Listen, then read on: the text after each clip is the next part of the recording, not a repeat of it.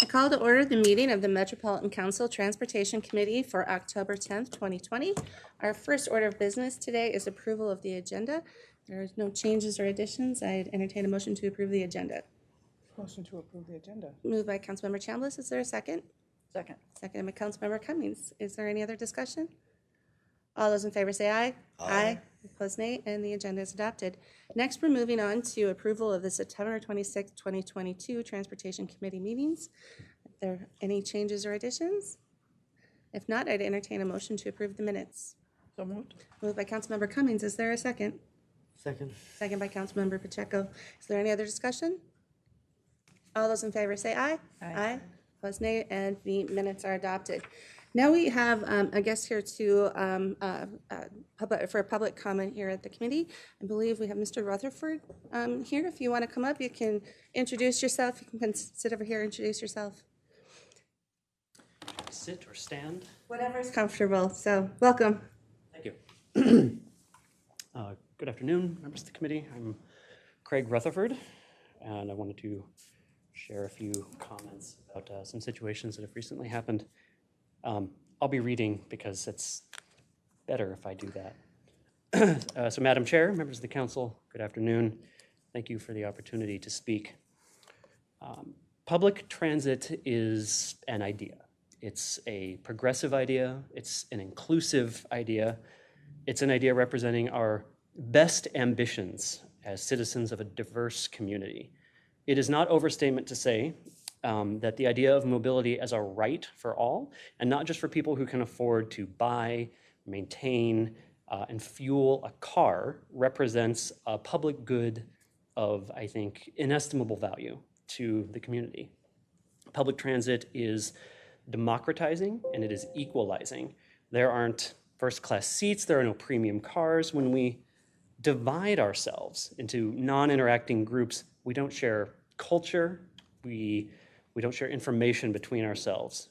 Public transit helps advance what I believe is the moral imperative of integration between groups, racial groups and economic groups, and all of the groups that make up society.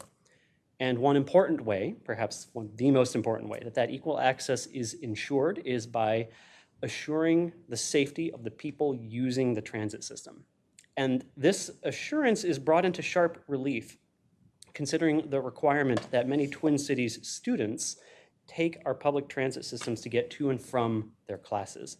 But often, and I say this as an experienced rider of the transit system, the lack of personal safety has been concerning, and this was especially the case in an incident that occurred while our daughter was taking the bus from school one evening. On the evening of Wednesday, the 21st of September, my oldest daughter, Claire, who is 14 years old, was waiting for the bus to take her home from the swim team. And while waiting, as she often does at 5th and Market Street stops, a man of around 50 approached, made sexual advances toward her, asking if there was anything he could do for her. She said no, but he persisted, eventually invading her personal space and forcibly kissing her hand after grabbing it. Needless to say, she was shaken and upset about this violation of her person. And I was, as a father, incredibly shaken and upset, as was her mother, my partner, who is with us today. Claire had been going to this school barely a month and has already been sexually harassed using the transit system that is provided for her to use. This is, to be clear, unacceptable. And it is disheartening. I believe strongly in the good of public transit, and as a citizen, incidents like this break my heart. You see, as a person who owns a car, I have a choice of whether to use the buses or the trains for transportation. But as a family with several small children and a busy schedule, we simply do not have the resources of time to commit to driving our children to and from school every day. In fact, school children have long relied on specialized state and local programs all over this country to help transport their children to school in the form of school buses that are specifically designed for that purpose. And now instead, it seems that we are asking children to use a largely unmonitored bus system to get themselves around. Now, you might counter, reasonably, that anyone can call the police if they feel threatened. And while true, I think that response will miss the point because these situations are dynamic and they are fast moving and they are born of a system wherein people of low character, we'll say, feel emboldened by routine misogyny, regular opportunities to offend, and reasonable certainty that they won't be caught or prosecuted. So we've become inured to a sort of baseline of poor behavior, and we're passing off the responsibility for safety onto kids. Now, perhaps a fellow rider, had there been one around, could have stepped up, but that kindness is not something that children, or anyone else for that matter, should have to rely on. Bringing out a phone in a situation like this can escalate that situation. I myself have been in several situations, which I have described for members of this council, maybe this council before, of encounters with violent or people in crisis on the trains. And that situation has not improved. 6 and Minnesota and St. Paul, for instance, is at various times throughout the day a hellscape of loiterers and other people who have no business treating the bus stops like their personal space to drink and to catcall. I continue to worry about our daughter having to wait by herself at unmonitored and uncontrolled bus stops. We are essentially asking teenage girls and boys to have the ability to pick out a potential molester and avoid them. We're asking them to do the hard work of not being harassed instead of proactively providing a safe environment for students. As a very brief aside, I would love to ditch my car and get around on transit entirely, but safety concerns factor into my decisions to drive at least some of the time. There are several measures that I believe would be expedient. Firstly, at a minimum, and somewhat rhetorical, we need, I think, a dedicated public school busing system fully funded and staffed. We need sweeping, monumental changes to address the problems of homelessness and untreated mental illness, but these are not issues for this council to consider. So perhaps in this non-ideal world, hiring additional transit police to be on patrol on buses, trains, and at stops. Either plainclothes or in uniform would be prudent. Perhaps partnering with services in the city to provide crisis counseling with a focus on the transit system. Further, at a minimum, I think enhanced surveillance and recording at buses and at stops, improved lighting, perhaps installing panic boxes that would connect a person immediately to a transit officer, and perhaps increasing criminal penalties for those who harass other transit system passengers would all be reasonable ideas to consider. I noticed the other day signs on the bus indicating a list of prohibited actions like spitting or treating the bus as a toilet. Harassing other passengers was not on that sign. So, to summarize, I ask, what sort of public mobility system do we want to have for our students and for ourselves? We have, as a society, a special moral obligation to children to protect their safety and to keep them from being harassed. And a transit system where passengers fear for those things does not meet that obligation. When students cannot use transit as intended, and when they must use a transit system that has abdicated the responsibility of ensuring their safety, it is necessary to ask those in power, partly you, to consider that civic and moral priority. And thank you. I will be happy to answer any questions you might have.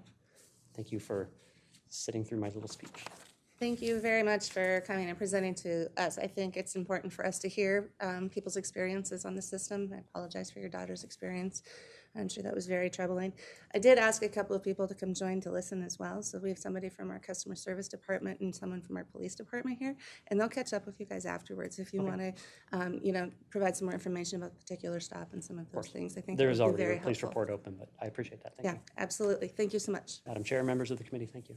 Councilmember Pacheco. No, I just, Madam Chair, members here, I've had the same discussion. I've had, just had it 2 days ago. My daughter takes the bus from De La Salle on Hennepin there, from school. They have a school bus there, but if she stays late in the activities, it's only like an hour, about 5:30 or something like that. And Mom says she can't take the bus. It's not safe. I take the bus all the time, and I've taken her with her, showed her where everything is, and I it did the same literally thing. picks her up and drops her off. Public bus within a block of each site.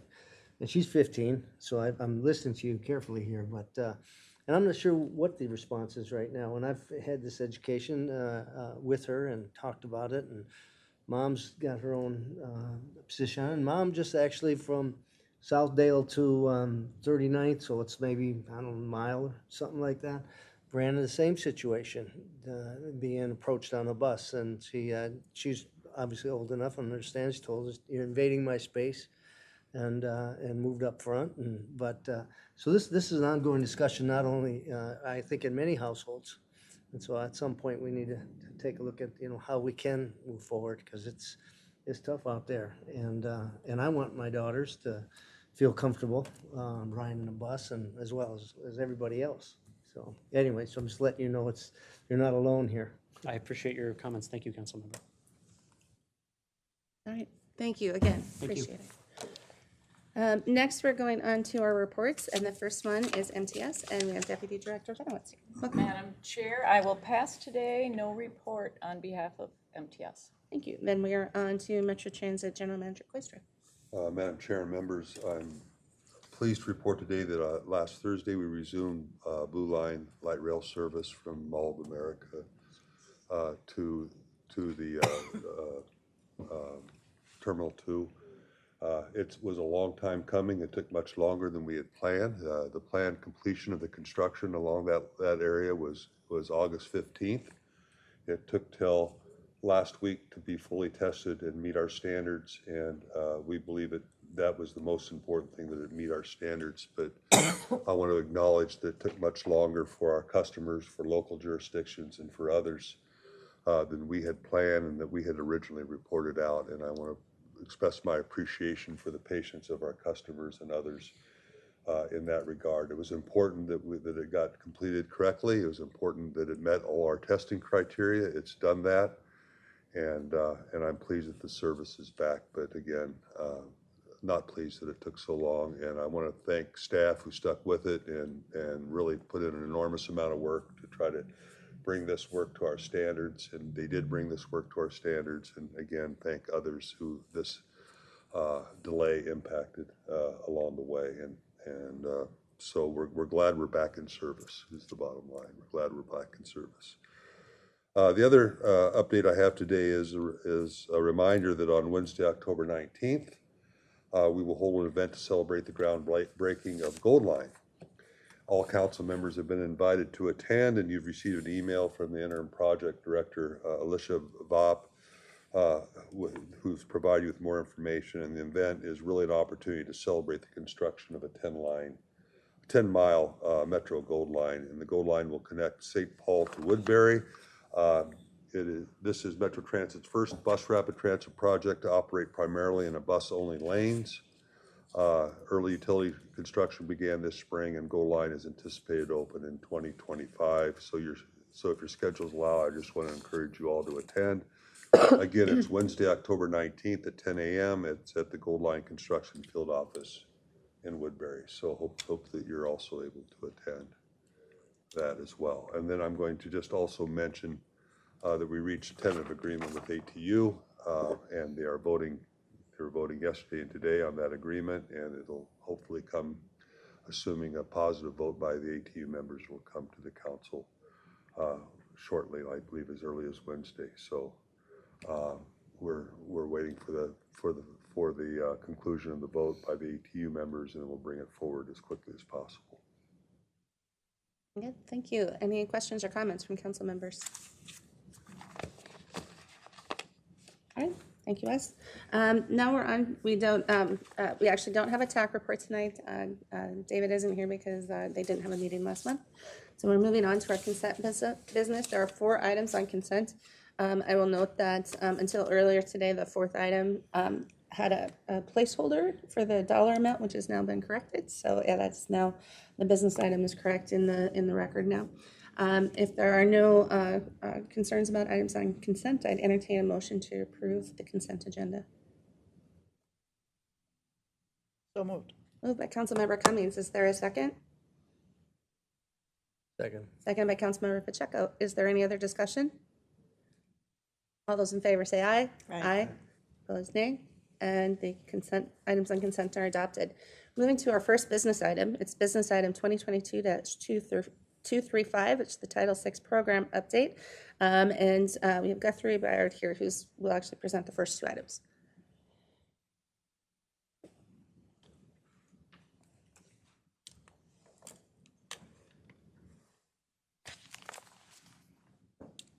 Well, good afternoon, Chair and committee members. My name is Guthrie Byard. I'm the Council's Title VI and ADA Administrator.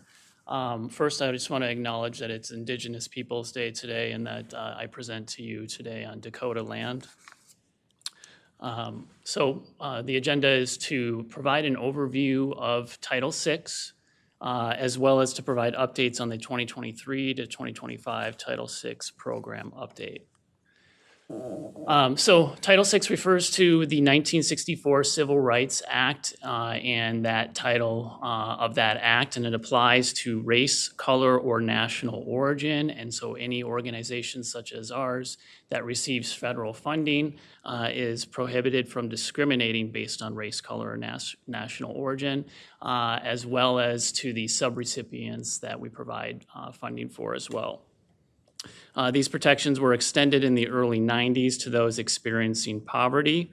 What we use to ensure compliance is the FTA Circular 4702.1B.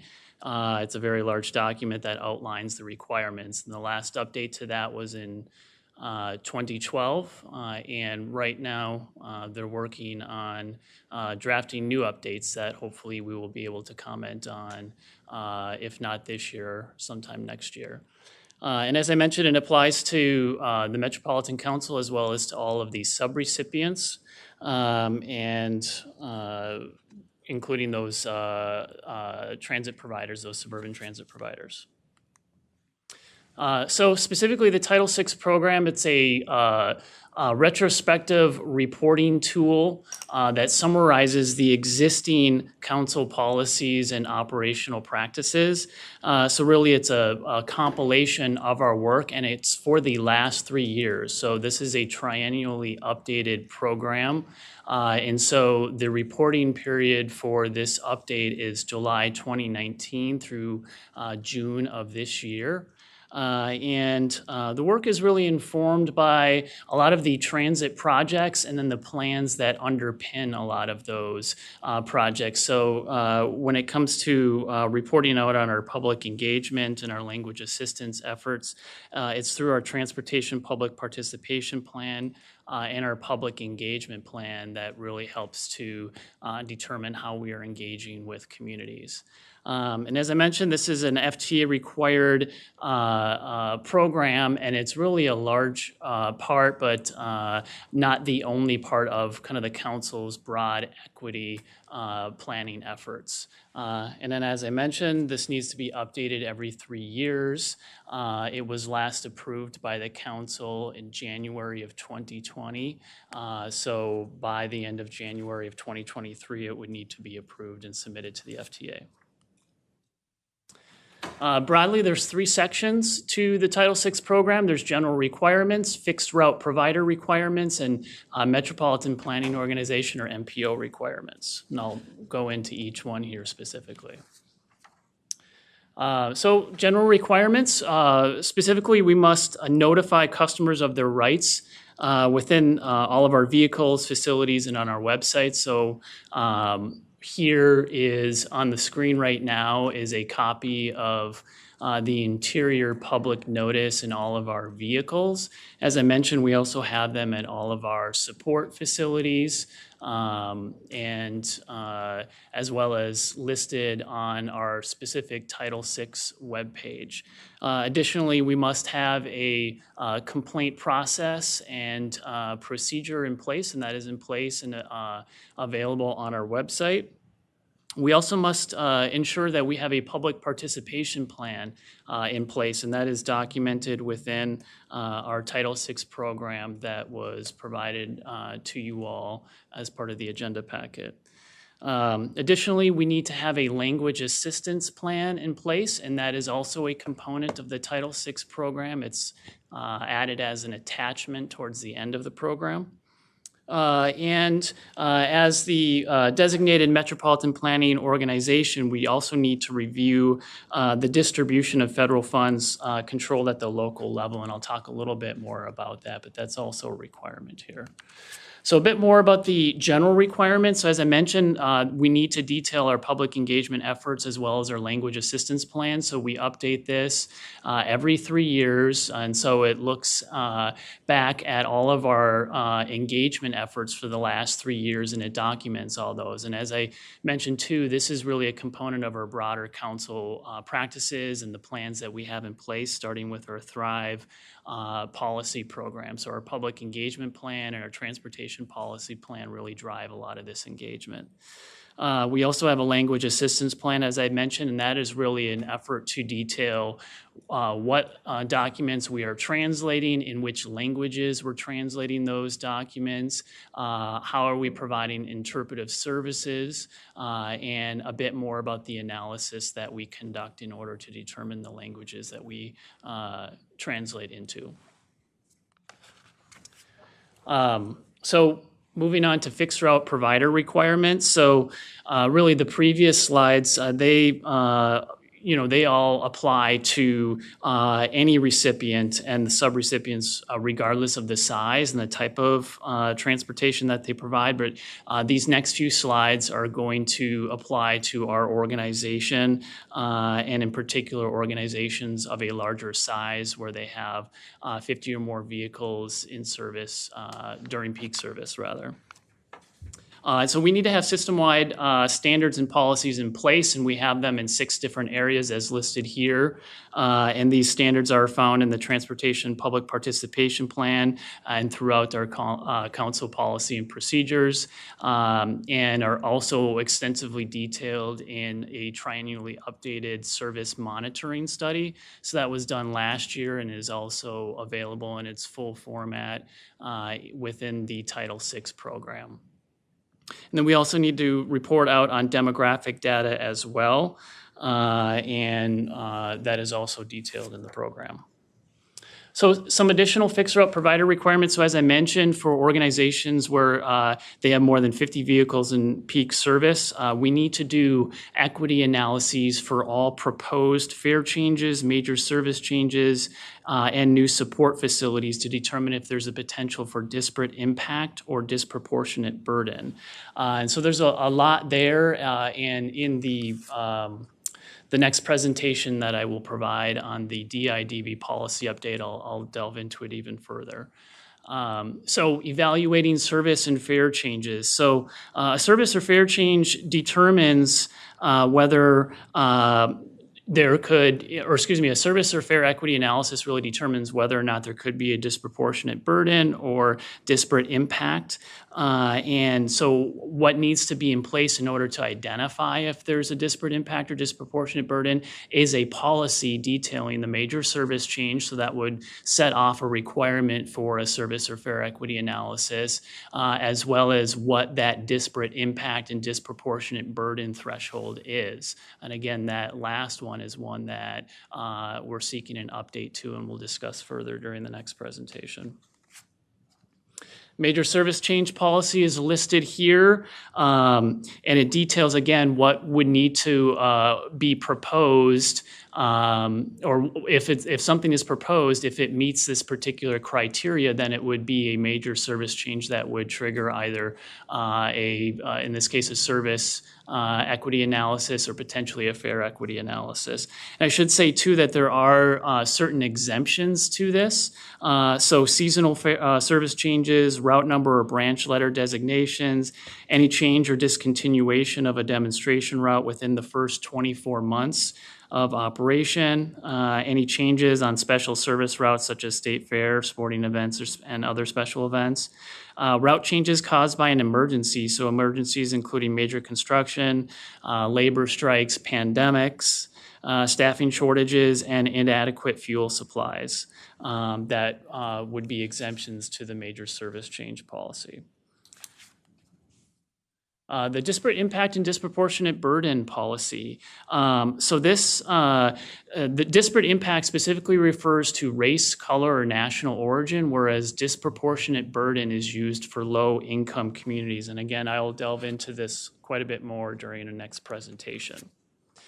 But specifically, the current threshold is set at 80%. This has been set at 80% since 2013 as approved by the council. Disproportionate burden. This refers to benefits being provided to low-income populations at a rate less than 80% the benefits provided to non-low-income populations. And disparate impact involves adverse or negative effects being borne by those who are white at a rate less than 80%, those negative impacts being borne by those who are BIPOC. And as I mentioned, there's also MPO or Metropolitan Planning Organization requirements listed, specifically as the region's MPO. We are to ensure that federal funding that's funneled through our organization for transit projects go through specific planning processes, and that we need to document area demographics and how we solicit and distribute those funds. So that is detailed in the third major section of the Title VI program. So some of this is a summary.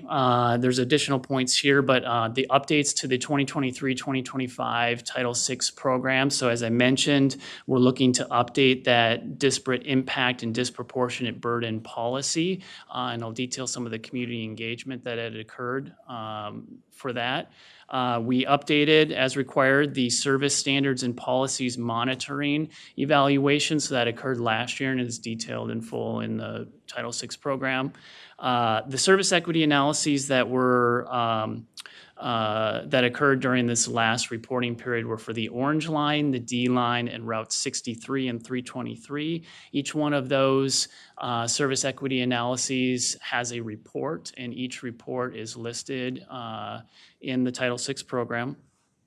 We also adjusted the poverty threshold to be 185% to be consistent across the council. So that's something that we use with our Council Thrive policy plans, including the transportation policy plan, and it's used elsewhere at the council. And so we wanted to make sure that, along with other agencies that are also using this poverty threshold, that we are mindful of that.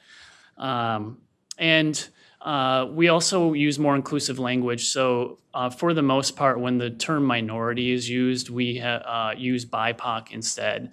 And this is something that's consistent across the council, but is also something that we recognize as being consistent just with our transit equity efforts, and just a change in how folks use terminology and identify. So as I mentioned at the outset, the Title VI circular that we use to determine compliance is over 10 years old and is being updated, and that's also one of the things that they are looking at, is the language that they use within their guiding documents.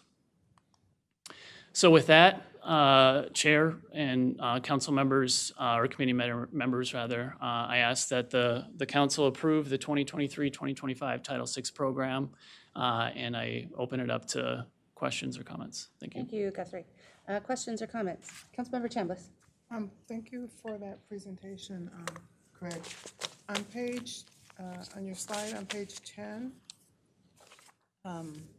the second bullet refers to a minimum net increase, but the bullet before it, the change resulting in a 25% change, what was it before? Oh, Is that an increase or decrease or?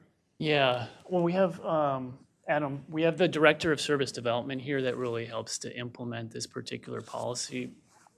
Might be able to speak to that a bit more. Good afternoon, Madam Chair, committee members. The major service change has always been, for the last 20, 30 years, 25% of a reduction, but recently it was to include, for us to do a service equity evaluation, whether it's an increase or decrease of 25% would constitute a major service change for the purposes of doing a service equity evaluation. So that's the that's the nuance here, is that historically, we looked at it as a reduction of service, but this applies to both directions, whether we're increasing or decreasing 25%. That's perfect. That's what I was looking for. Thank you. Any additional questions or comments? All right, I seeing and hearing none, I entertain a motion to approve business item 2022-235. Motion to approve? Moved by Councilmember Chambliss. Is there a second? Second. Second by Councilmember Cummings. Is there any other discussion? Hearing none, all those in favor say aye. Aye. Opposed, nay, and the motion carries. Turn it back over to you, Guthrie.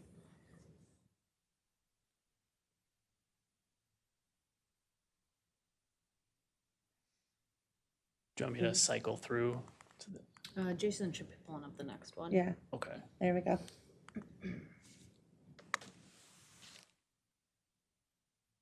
Just when we think that we have all the technology figured out. Okay. Thank you, Chair and committee members. So this presentation involves the disparate impact and disproportionate burden policy that we have in place and intended change to that policy.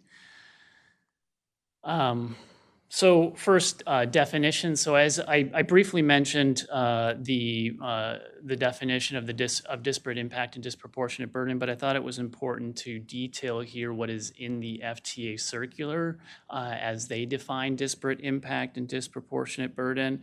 As I mentioned, these are used in the current Title VI circular right now. Disparate impact refers to a policy or practice that affects members of a group identified by race, color, or national origin, where that policy or practice lacks a substantial legitimate justification and where there exists one or more alternatives that could serve the same objectives but with less disproportionate effect. And then for disproportionate burden, this specifically impacts those of low income where a policy or a practice impacts them greater than that threshold compared to those not of low income. So as I mentioned in the last presentation, the current DI/DB policy is at an 80% threshold, or what we refer to as the 80% rule. So as a recap, benefits are provided, a disparate impact or disproportionate burden could occur if benefits are being provided to BIPOC or low-income populations at a rate less than 80% the benefits being provided to white or non-low-income populations, and then adverse effects being borne by white or non-low-income populations at a rate less than 80%, the adverse effects being borne by BIPOC or low-income populations. So that's a mouthful. It's very confusing, I think, for staff, myself included, to say nothing of the community. And so we also want to take this opportunity to not only highlight this policy, but to also share it in more plain language and to make it a little more understandable in general as to how it relates to our broader equity efforts, in addition to our requirements under Title VI. So the proposed policy is as stated, the Metropolitan Council will use a 10% difference as the threshold to determine if the effects of a proposed fare change, major service change, or triennial monitoring review of system-wide standards and policy shows evidence of a potential disparate impact or disproportionate burden. And we do have a note here. I think it's important to state that Title VI is focused on non-discrimination of individuals, of BIPOC as well as low-income individuals. And so therefore, if there is a beneficial effect for those who are BIPOC or of low income that goes beyond that 10% threshold, that's not necessarily seen as a negative thing, and we wouldn't identify that as disparate impact or disproportionate burden. It would be documented. The results would be documented, but it wouldn't require us to do an alternative analysis or analyses. It would simply, as I said, just be documented. So why the change? As I mentioned, the current policy is a mouthful. It's hard to understand. It's hard to see how it is operationalized and really how it impacts our efforts as an agency. The current policy is nearly a decade old, and at that time, the data sources that we had available to us and internally our ability to crunch the numbers was less than what it is right now, and so we recognize that over the last 10 years we've done a better job of obtaining and handling data on our transit ridership and our transit infrastructure efforts. There's also just been a greater emphasis on aligning Metro Transit policies as an agency with our equity and inclusion practices. And so this is an effort to try to be mindful of that as well. It's also an effort, as I mentioned, to just better explain our Title VI policies and our practices in plain language. It should be stated that we worked with our vendor who supported us with our Title VI efforts to conduct a peer agency review in 2021 of several agencies and their DIDB policies. And it was very enlightening as most, if not all, were at least reviewing their policies or changing them to be more reflective of their broader equity efforts. As many of them, like we have been, were set at 80%, and for a lot of the same reasons as to their access to data and understanding of that data. And so many of those agencies were also changing their thresholds. So in working with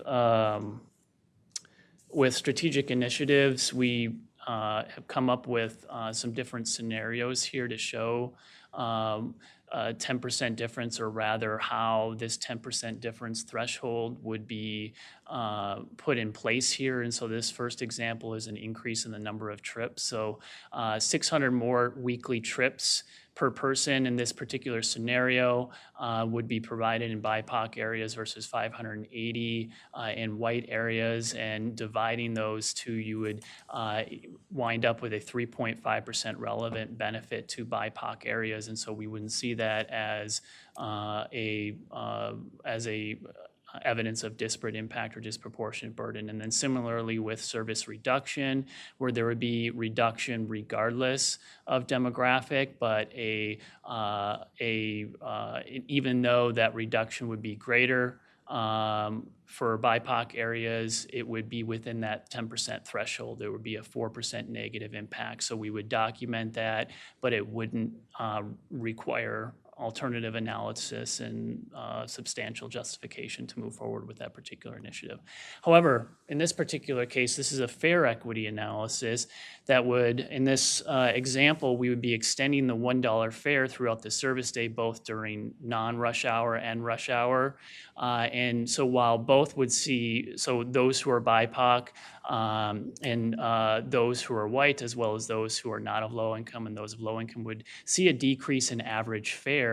That particular decrease would be greater for those, in this case, of non-low income, and we would see that threshold be hit. So that would be potential for DI or DB, and that would require us to do an alternative analysis.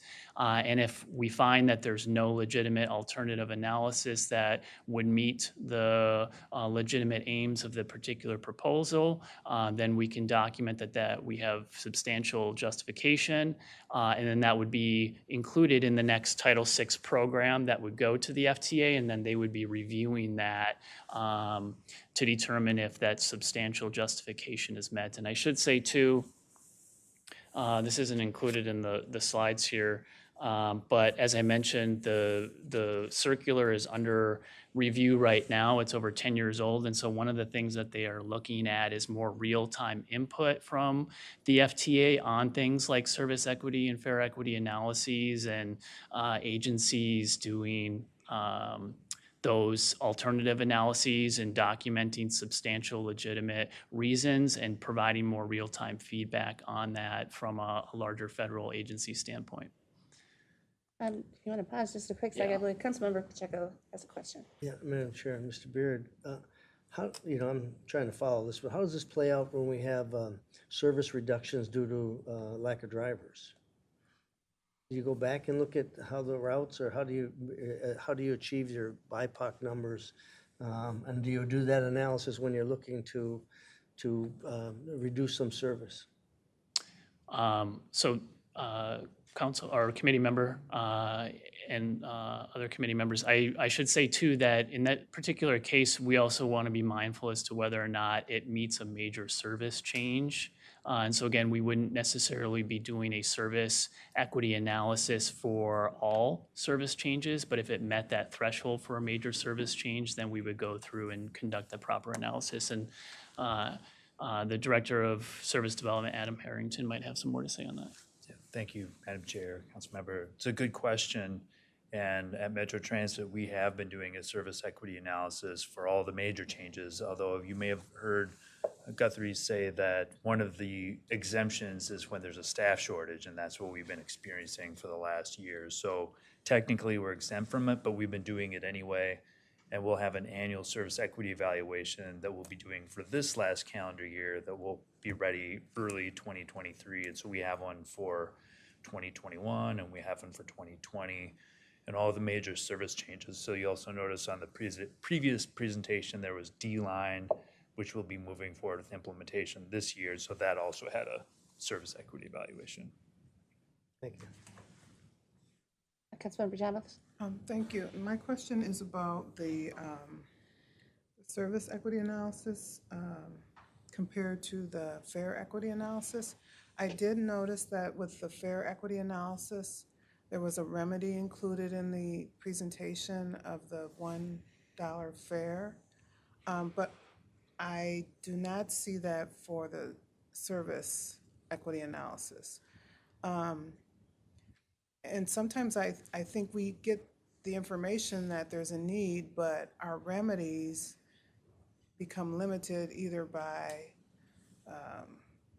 we either don't have a statute that, says that we can do this, or, we have to have the ridership before we can provide the service in areas where it's needed. I know that there are a number of neighborhoods or areas that may qualify according to what the BIPOC, not burden, but whatever the other word is that you're using, the BIPOC disproportionate impact. So can you speak a little bit about those challenges and how we can use the equity analysis to help us serve those populations that have disparate impact? Thank you, committee member. I think broadly that would be something that we could follow up on as far as like a transit equity standpoint. But to your point about kind of showing the next actions or the action to avoid, minimize, or mitigate impacts and to document those actions. In this particular fare equity analysis example, that threshold had been hit where there was a potential for disproportionate burden for low-income riders, whereas in these other two examples, that threshold hadn't been met. So I think we would still be documenting that there's a change there, but it would be within the threshold that we have set, so it wouldn't necessarily require, at least under Title VI requirements, that we do additional analyses. Now, as far as the level of community engagement we do on the infrastructure efforts, that kind of thing, that might play into it a little bit. But as strictly from a Title VI perspective, we wouldn't need to amend the particular initiative, if that makes sense. So, Madam Chair, Council Member, one of the examples that I point to in situations like this is last year we implemented Orange Line. And part of implementing Orange Line was improving some of the suburban service in Bloomington that demographically home location wasn't considered a BIPOC community, but we added it anyway because we know that people who ride the service, and you go back to the better data analysis that Guthrie pointed out, where we have the TPI survey that shows, demographic information. So while the initial analysis is home-oriented, where do people live, but it doesn't cover where people want to go. So in that case, even though it might show that on the first analysis there's a disproportionate burden, then we would go back and say that's true on this analysis, but when we look at the actual demographic of our customers, we're good, even though we're kind of close on the margin of the measure. The other part to your question is, what about adding service back in? And it'll be great when we're into that opportunity in the future, but right now we have our limitations and resources, and currently over the last year it's been workforce. So that's the driving picture for us right now, but I think the analysis still applies, and when we go to add 25% or more of service, then we do that analysis. Councilmember Cummings? Thank you, Madam Chair. With this long time stretch between approving, and you did mention that real-time data is more available, so things are better, but what's the process for doing an alternative analysis and the timing when you are doing that? Yeah, thank you, committee member. So the alternative analysis would be done as soon as we're able to do it. And a lot of the data analysis work that is done, we contract with a vendor to do that. So for the last 2 programs, we've contracted with SRF to do that heavy lifting.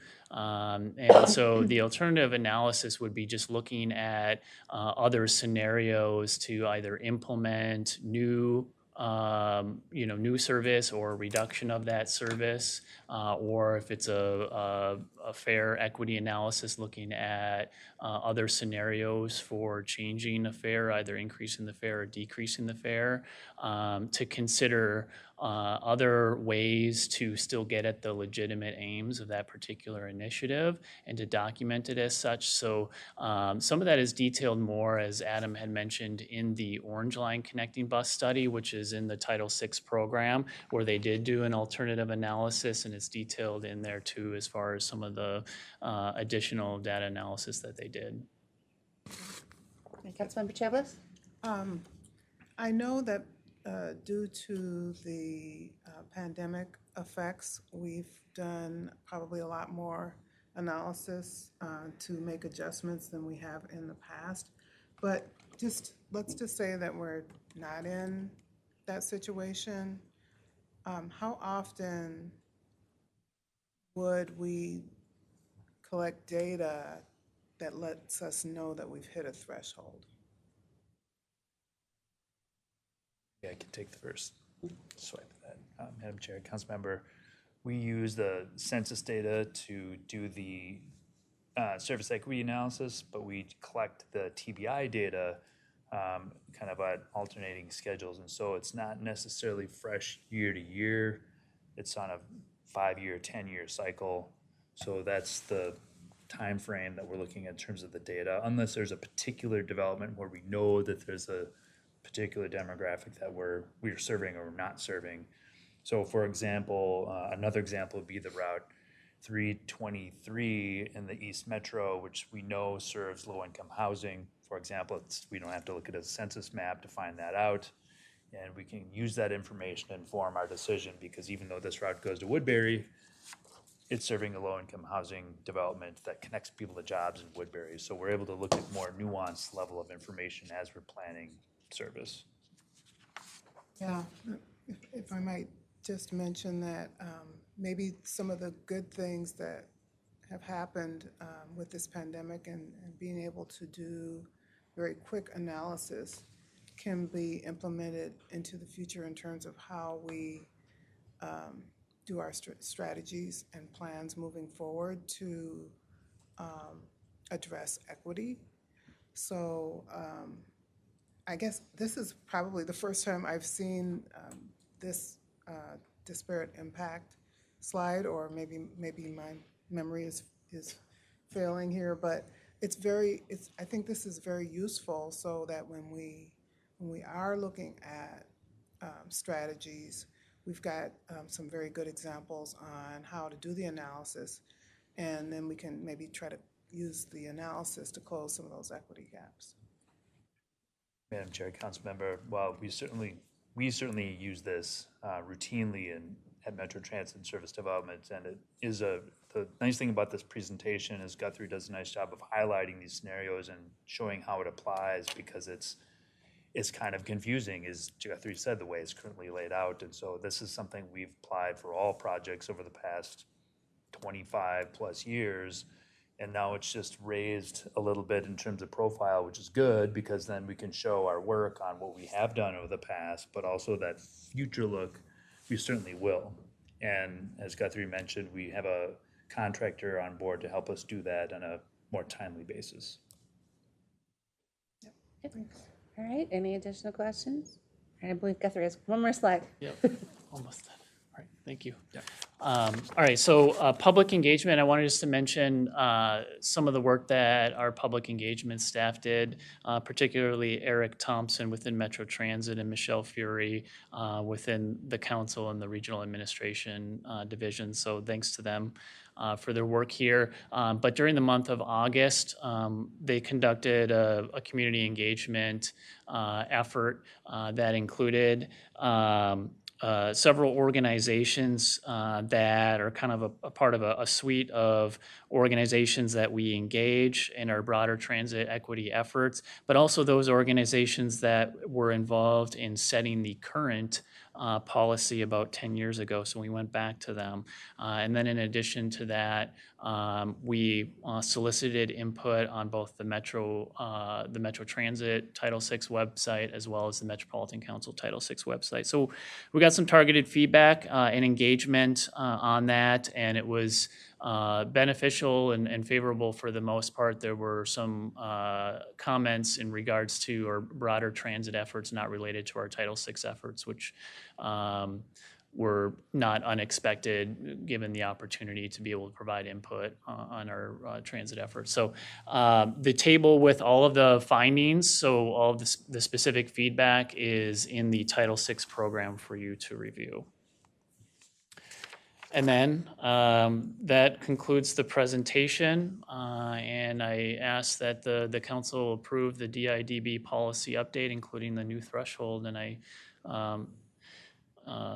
here to answer any questions, take any comments on this. Thank you very much, Guthrie. Councilmember Pacheco.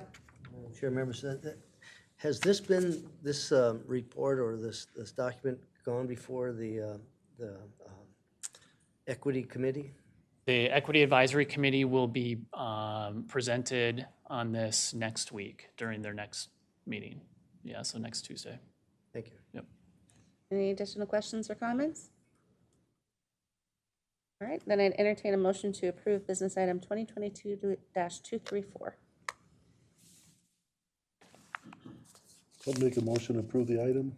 Moved by Councilmember Sterner. Is there a second? Zarin seconds. Second by Councilmember Zarin. Is there any other discussion? Hearing none. All those in favor say aye. Aye. Opposed, nay. And the motion carries. Thank you very much, Guthrie. Thank you. Next, we're on to business item 2022-269, a same week item. It's the 2023 Unified Planning Work Program, the UPWP. We have Dave Burns here to present. Hey, good afternoon, Madam Chair and council members. This is not the non-operator uniform contract presentation. Can't say a ton about that one.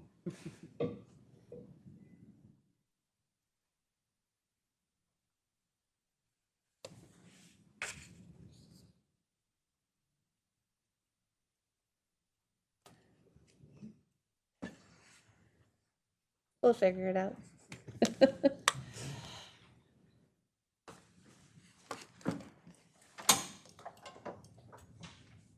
Oh, there we go. Great. As soon as Becky got up. Can you get a wait, Madam Chair, or should I just No, go ahead. That's fine. All right. Thank you very much. My name is David Burns. I'm a transportation planner for the MPO here in MTS Planning, and I'm going to speak briefly today about our 2023 Unified Planning Work Program, or UPWP. So I'll provide a little bit of an overview, talk a bit about the content, some of the planning studies continuing from 2022 this year, and We do have some studies set to begin in 2023, and then I'll talk briefly about a draft UPWP budget. So the Unified Planning Work Program serves to outline in detail basically all of the work activities that we will perform over the coming year, in this case 2023.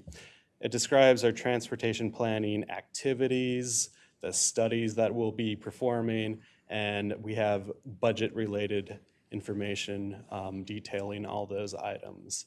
Ultimately, this stems from the goals and objectives within our 2040 Transportation Policy Plan, and it also addresses some of the pressing issues and concerns expressed by our local planning partners over the course of either the year or multiple years. Importantly, this does serve as an application for federal funding. So after hopeful approval of the council in a couple of days, we need to send this to FHWA and MnDOT for their concurrence in order to actually receive the funds and actually perform the work program. So the UPWP is organized by 6 major categories. You can see them kind of on the screen there. Each category includes a calculation of the total staff time and its associated cost, the consultant time and their costs, and then other estimated expenditures. And what you get is a total cost for projects within that category. As an example on screen is Activity A. Some of these tasks are part of the planning process and ongoing and repeated every year. For example, all the work we do related to the preparation of our transportation improvement program and the TAAC process. Others change based upon regional needs and priorities outlined in the TPP and articulated by our partners. I'll just note quickly here and talk in a little bit more detail a little later on that in 2023, our total consulting budget exceeds $2 million, which is a pretty hefty haul. And you can maybe perhaps see why here.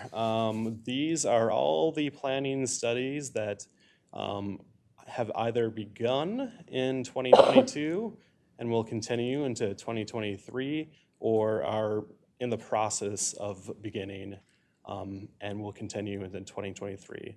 So we do have a lot of work lined up for us in 2023 based upon all the studies that began in 2022. Because of that, we didn't have a ton of capacity to do new planning studies in 2023, but we did fit 4 in there. One that I will note here is the regional solicitation evaluation. So this is a really extensive evaluation of the regional solicitation process. This is something that we did 10 years ago when we developed and had a new Metropolitan Development Guide, Thrive 2040. So this is going to be a 3-year study between $500,000 and $600,000, and it's really going to connect the solicitation outcomes to the newly adopted Regional Development Guide and our own Transportation Policy Plan, both of which we expect to have finished in 2024. So all the studies here will be fully scoped in 2023 and released, and we will be bringing drafts to the technical committees for feedback as that process occurs. So here is the proposed 2023 UPWP budget. You can see those 1, 2, 3, 4, 5 tasks, as well as the staff weeks proposed in 2023, associated salary costs, consultant costs for the studies, overhead and expenses, and then the total cost, which is about $6.4 million for 2023.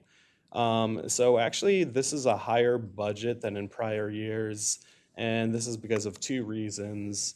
an increase due to the new federal legislation, IIJA, as well as our own overhead rates going down significantly. In 2023, it's going to be 34% overhead rate. It's fluctuated just in the last 3 or 4 years between this as a low and somewhere around 170% as a high. So we have basically the result is we have a lot more funds available for salary and consultant studies than we anticipated. And we do plan on hiring a few new planners over the course of the next year. So we do, because of this gigantic increase in the amount of planning funds available, we do have a slight excess of approximately $478,000. Yeah, so we basically have available federal funds total about $5.5 million. So this would allow for a total budget of $6.9 million. However, we have about $478,000 remaining to be budgeted.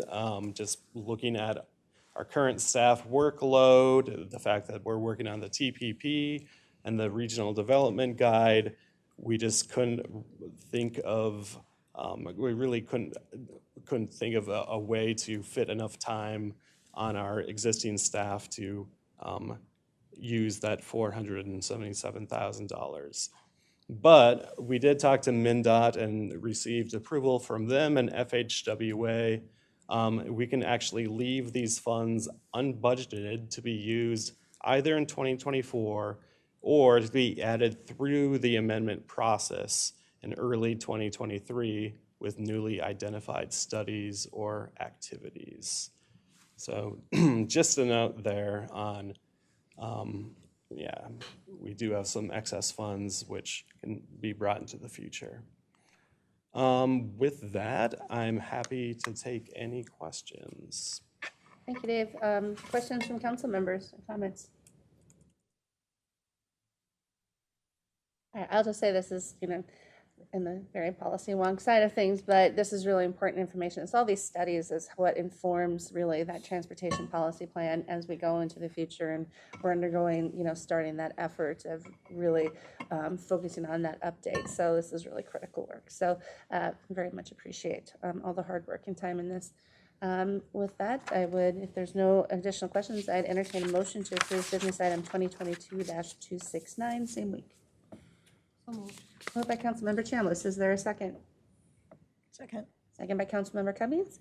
Is there any other discussion? All those in favor say aye. Aye. Opposed, nay. Motion carries. Thank you, Dave. All right, next we're on to business item 2022-255, which is the Metro Green Line Extension Master Contract 2 for Bass Lake Spur Freight Rail Maintenance and Repair. We have Jim Alexander here. Welcome. All right, thank you, Madam Chair, committee members. Jim Alexander, Project Director for the Green Line Extension. So we're here tonight to talk about maintenance on the Bass Lake Spur. It's a freight rail line that runs between Minnetonka and St. Louis Park. It's about 6.8 miles long, and 3 miles shares the corridor with Green Line Extension in Hopkins and St. Louis Park. And we purchased this, Met Council purchased this line from Canadian Pacific back in 2018 as part of the project requirements. And part of the requirements, when we own this, we have to maintain and repair. So the project is picking up costs on the maintenance and repair up until revenue service. And so what this contract 21P143B is for maintenance and repair of the Bass Lake Spur until we get to revenue service. So there's two pieces here. On the east end, the civil contractor, LMJV, is currently taking care of that, but once they're finished, we're currently projecting they'll be finished their work in 2025. Then this contractor would take over that on that east part. On the west part, they would essentially resume, since the same contractor we have currently out on the west, they would just continue the maintenance on the west piece. There are some elements of this work that are part of the agreement we have with the short line that runs through here, Twin City and Western, that are included in this. And I'll note that we did get one proposal, but this is round 2 of a procurement that we've had.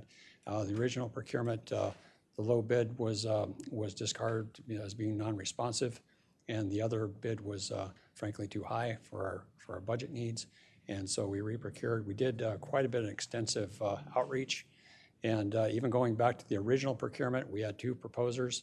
Not a lot of firms are out there doing this type of work, and North Shore was the low bidder and the sole bidder, and we're recommending that we proceed with this contractor. I'd note that the Office of Equity and Equal Opportunity assessed a 4% DBE need on this contract, and the contractor did meet that in their proposal or in their bid, and so we are looking to get authority to award and execute this contract for the Bass Lake Spur freight rail maintenance to North Shore Track Services in an amount not to exceed $5,172,441.71. And with that, Madam Chair, I'll be happy to take any questions. Thank you, Jim. Questions or comments? Councilmember Chambliss. Yeah, thank you, Chair. I'm curious how many spur freight projects, what freight specifically, has Met Council been engaged in like this? Madam Chair, Councilmember Chambliss, on the project, on our project, the Green Line Extension, we have 2 freight segments. There's one in the Kenilworth Corridor that was formerly owned by Hennepin County Regional Rail Authority, is now owned by Met Council, and this Bass Lake Spur.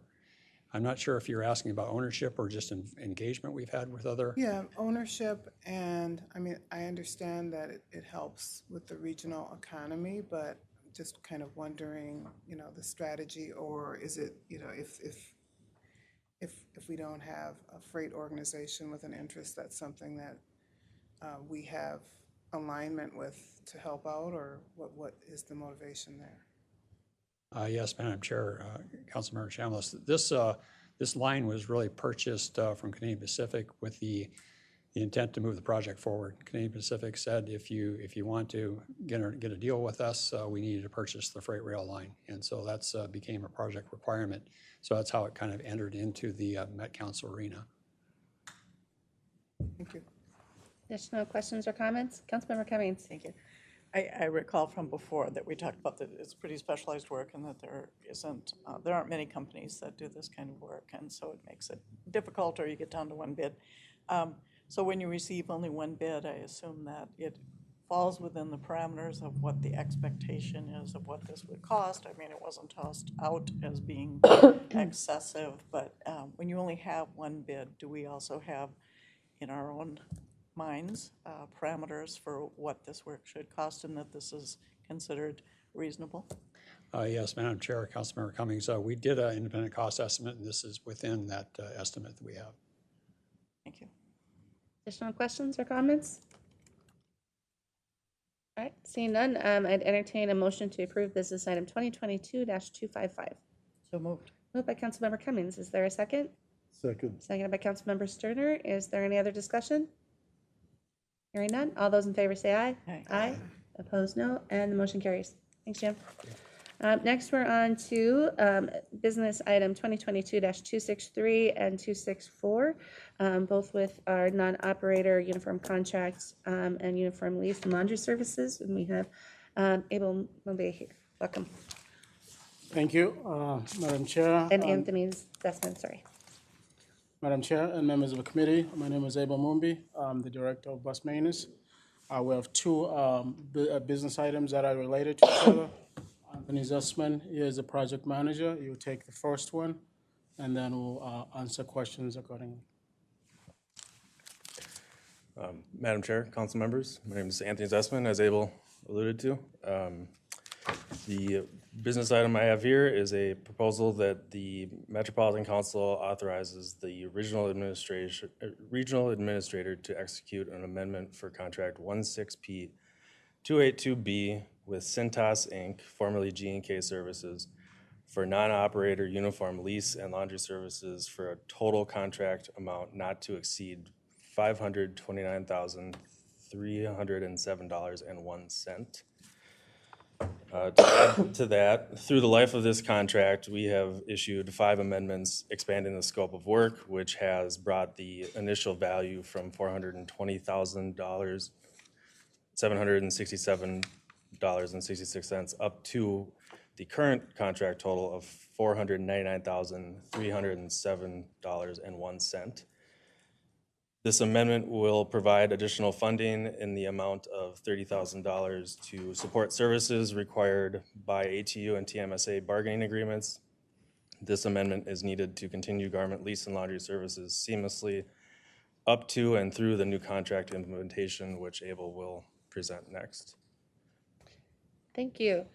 Any questions from council members on the first item, business item 2022-263, which is the contract amendment? Councilmember Chambliss. I feel like I have a lot of questions today. I'm so sorry. I guess that's what we're here for, right? That's what we're here for. Okay, so I did review this and got a response to a question before the meeting about the percentage that would be given to the subcontractor, the MCUB participant, the targeted or women-owned business, and that being about 4% of the total contract. Is that correct? Madam Chair, Councilmember Chambliss, the email I received from you, I believe, is in regard to the contract that Abel is going to present on. Oh, okay. So sorry. I just realized that after I asked the question. Okay. All right. All right, so any questions on the first item, which is the amendment? All right, seeing and hearing none, I'd entertain a motion to approve business item 2022-263. Zarin moves. Moved by Councilmember Zarin. Is there a second? Second. Second by Councilmember Pacheco. Is there any other discussion? Hearing none, all those in favor say aye. Aye. Those nay, and the motion carries. Turn it back to you, Ava, for the next part. Thank you, Madam Chair and members of the committee. As I stated, I will take the second business item, and we'll hopefully get to your questions when we get to it. So the proposed action before you is for the Met Council to authorize the regional administrator to negotiate a contract, to negotiate and execute contract 21P218 with City Core that will provide garment lease and laundry services for up to 5 years for up to 750 employee uniforms across 5 different Metro Transit departments in the amount not to exceed $1,461,544.91. So this contract, which would take us up to 2028, would be in place to fulfill the obligation that we have to provide garments for employees, both TMSA and ATU. I have 2 slides that will hopefully give you a little bit of a scope as far as to summarize the business item. The first one, as I stated, the laundry service will be up to 5 years.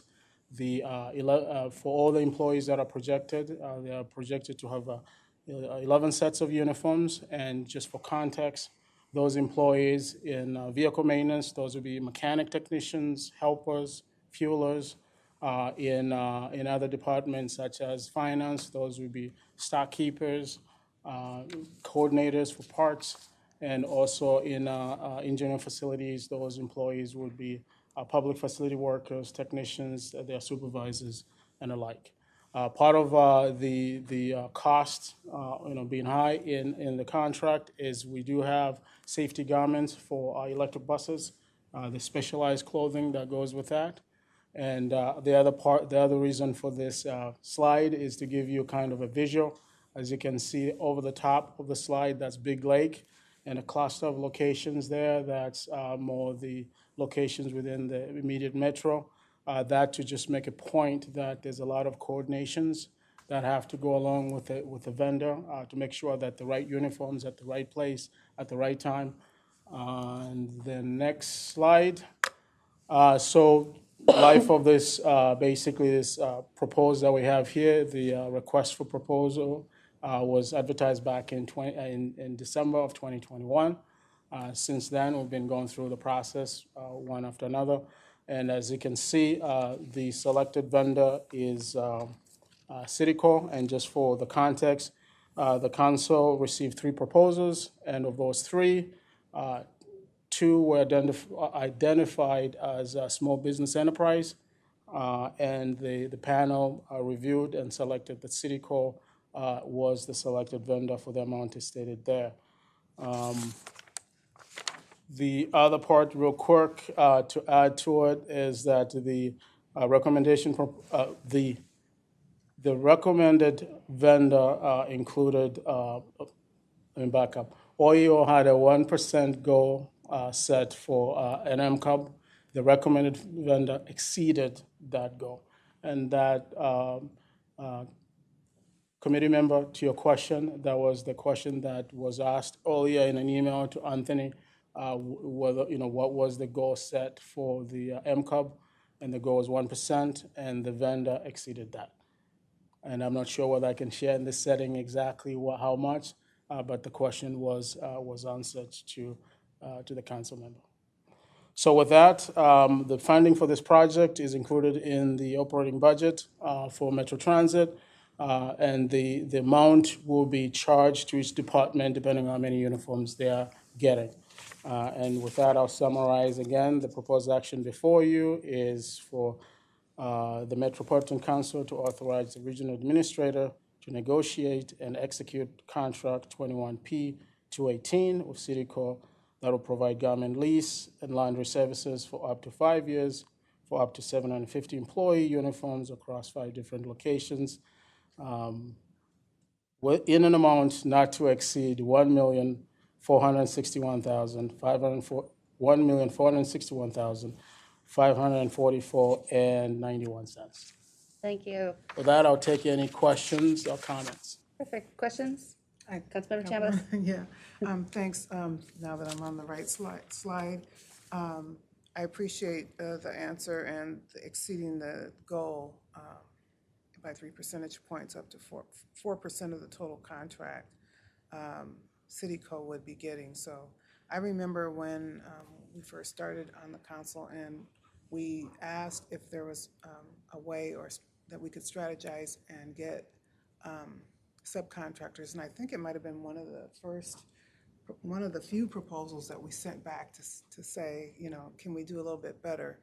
And to see the success from where we came to now exceeding the MCUB goal is good, and it shows that we can do this if we're creative, and that it's good to have people on different sides, including the committee members, working together for solutions. Thank you for your comments. Councilmember Cummings. Thank you, Madam Chair. Do we have, in today's environment where the business environment in general for big businesses, small businesses, very challenging, staffing is very challenging, are we able to work really closely with the operators the vendors that we award these contracts to, so that if they are going through challenges, we're able to kind of ride the road with them and help them? I mean, this is really a challenging environment for all in many, many aspects of business. I'm just wondering, we don't just hand it off and say good luck. I mean, are we operating closely? Are we able to work closely with those that we select? Madam Chair and members of the committee, yes, we are. In part, the reason we had asked for the previous amendment is to give us time to work out the logistics with the new vendor, because this will require the new vendor coming on site. For every one of those locations stated there, they have to go in and get the sizes, and so my colleague here, Anthony Zessman, has been working on this project for years, and part of the responsibility will be to do those logistics, to work with managers and supervisors on site to make sure that the vendor has the support that they need to recreate the chain of communication, so that if something comes up, we are aware, because we are obligated to have uniforms for employees. So it's in our best interest to make sure that all the logistics are in place so that employees can get the uniforms on time. Thank you. Councilmember Pacheco. Madam Chair, members, that's actually a very good question. We being the Latino Chamber of Commerce, receives a lot of requests for businesses that are just on that edge as well. And recently, we've received grants, us through the National Hispanic Chamber, to provide businesses some support, and versus the PPP loans, these are grants of $5,000, and the requirements were be in business 9 months, which is kind of low for me, but be in business 9 months, have under 10 employees, and agree to go to 3 classes. And this was provided by Chase, Office Depot, who was there? It was, Taylor Corporation locally here. And the classes, from what I understand, were very good. And so one of the things that maybe we take a look at is, as you, and I'm not sure where to put it, but that you're aware of these type of resources, therefore you can let people know that these resources are available. I was surprised. We pushed it out real hard, and we didn't get that many applicants. And what I learned after talking to folks is that they had such a difficult time getting through that PPP process and getting the finances. I mean, we put together a workshop on QuickBooks for small business in Spanish to help some of these folks, but they were kind of burnt out on this. And I said, no, really. I had one person, a company, it was a roofing company. And I called him up, and I couldn't get a response. And finally in the evening, because he's been working all day, he calls me. And I told him that we selected him for a $5,000 grant. He started laughing, and I said, no, really. And I don't know, it took some time to see. We had to be real clear about what the class is and how much time they're. 5,000 is important, but he's working hard these days like everybody. But anyway, we've added a little column on a side of our website that says other resources. And that's all. We just post other people who are doing other things. But it is very helpful these days. Thank you. All right, additional questions or comments? All right, then I'd entertain a motion to approve business item 2022-264. So moved. Moved by Councilmember Cummings, second by Councilmember Sterner. Is there any other discussion? All right, hearing none. All those in favor say aye. Aye. Opposed, nay. Motion carries. Thank you. Thank you. Thank you. And Councilmember Pacheco, Jody Jacoby's out in the audience, and she got to hear that. So I think that the other resources comment she can take back to purchasing, to procurement. Perfect. So with that, we are done with our business. Do need to decide what goes consent and non-consent. I'd recommend the first 3 items go non-consent. I think the Title VI program and the updates is important, and the UPWP is one of the really big things that MTS does. And then the last 3 could probably go consent. Everyone agrees? Perfect. All right, with that, then we will move on to our information item is the Quarter 4 service change and operator workforce update. We have Adam Harrington and Amina Wolf. Welcome. Or welcome back to Adam.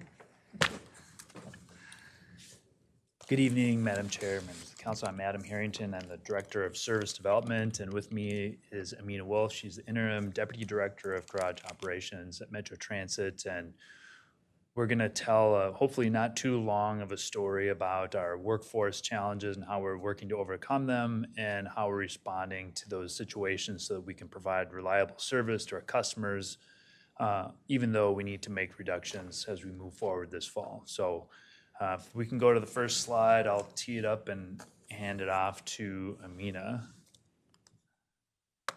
Hopefully you recall this slide. This is one that Brian Funk and I have used a number of times. And really just to recall the changes that we've been through over the past couple of years, really starting in March of 2020, but really in the past calendar year from August 2021, moving forward, we've been wanting to increase service, we've been wanting to grow our market, but we've been challenged with workforce shortages and difficulties in hiring. And so I'll just point you to this table on the left that shows where we started our journey in June 2020. We had 74% of our service operating when you think about 7 days a week. And today we have about 75% of our service operating 7 days a week. So that's kind of where we stand right now. We tried making that bump, but we're not able to, and we're grateful to have good partners in our bus transportation department, and Amina can walk through all the fantastic efforts that are going on right now before I talk about our changes. All right, well, right now our current, in addition to being 61 operators short in our 75% service, Our current attrition rate is at 16 operators per month.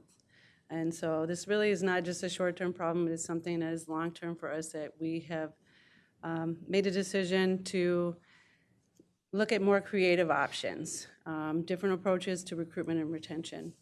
The current job market continues to not only hurt Metro Transit, but the entire industry across the nation. It's not just us. And our current unemployment rate here in Minnesota is 1.9%, which makes it really difficult, extremely low. However, there's a huge disparity in the BIPOC community, where our unemployment rate is 7.4%.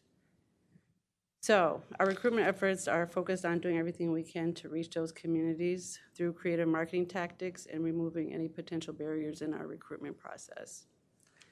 73% of our applicants are BIPOC applicants, 30% are women applicants.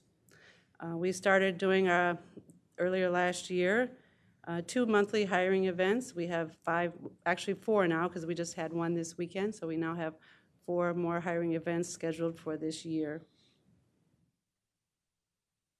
During those hiring events, we have our workforce development department, who does assisting with NeoGov applications, talent management handling the verifications of applications, and assistant managers who do on-the-spot interviews.